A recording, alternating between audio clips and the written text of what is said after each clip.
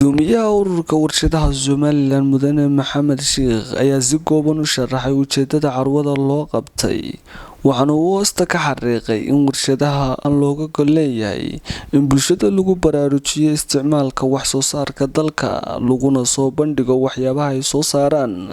warshadaha dalka ka jira. baan dhowr kalmadood ka oranaya maadaama waqtigu kooban yahay.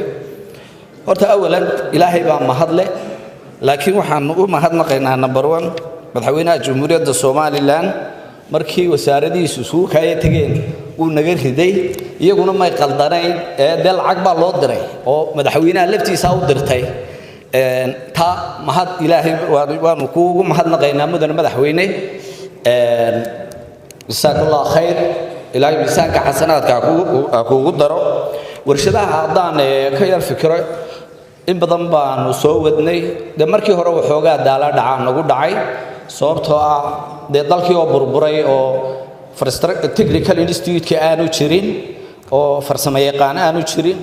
ayaan dhulkii aanu qaxootiga ka hayna diaspora baa bilaabay dabadeedna waxoogaa hawl baa nagala kulantay tii waxay samaysay inay tababartaan shaqaalihii oo ay farsamo yaqaan human resource aanu soo saarno oo imika ku filan waayo dadka warshadaha naga iibiya week ama laba week bay nala joogaan lacagtooda we cannot afford the cost marka imika way tababarteen waana arki doontaan wax soo saarka dad Soomaaliyeed baa ka shaqeeya way fiican yihiin wax soo saarku hawli adduunka kama dhamaato in yar baa ay u baahan yihiin warshaduhu in wali gacan qabad bay u baahan yihiin hadii laga fikiro cashuur dhaaf baa la siiyaa hore u socon maayaan cashuur dhaafkana way u baahan yihiin right and obligation isbaana jira iyagana waxba lagu leeyahay iyaguna dalka waxbay ku leeyihiin marka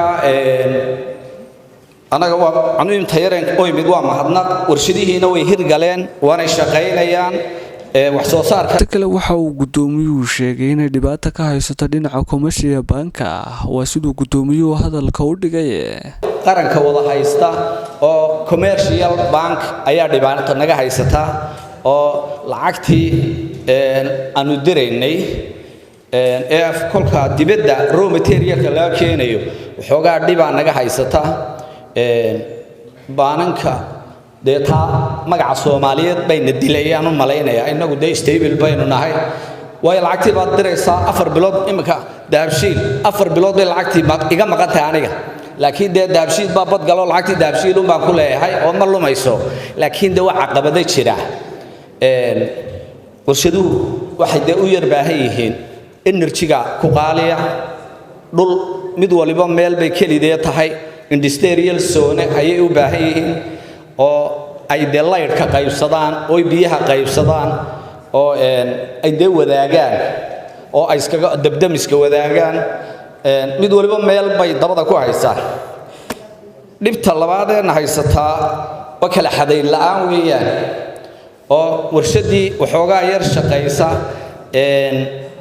waxa weeyaan dadkeenu waa copycat wallah war kuwaas way macaasheen nintunka ku situun baa imanaya marka waxa maadaama ay maanta madaxtooyadii iyo line ministerigiiba ay joogaan waxaan idinka codsanaynaa in awsha la arinta laga si laxaad looga qayb galo in national warshaduhu waa national asset maadaama national asset kolba haday mid xiranto isku dul dhintaan oo tii hore u taalo la keeno waxba macna sameyn mayso marka in la kala xadeeyo warshadihii ayaanu u baahanahay balbaankana wixii la qaban karo wasiir shukriyada la kaftameeyada deegaankan isku haynaa iyaduna qaranka ay shaqeynaysaa anagana wax badan bay shiraac saartay laakiin waa kugu hambalyeynaa wali way soo galaane ku adkee anaga shiraac waa noo saaraaday marka inta sabab soo koobaya Hamza Tabare Television Star Hargeysa.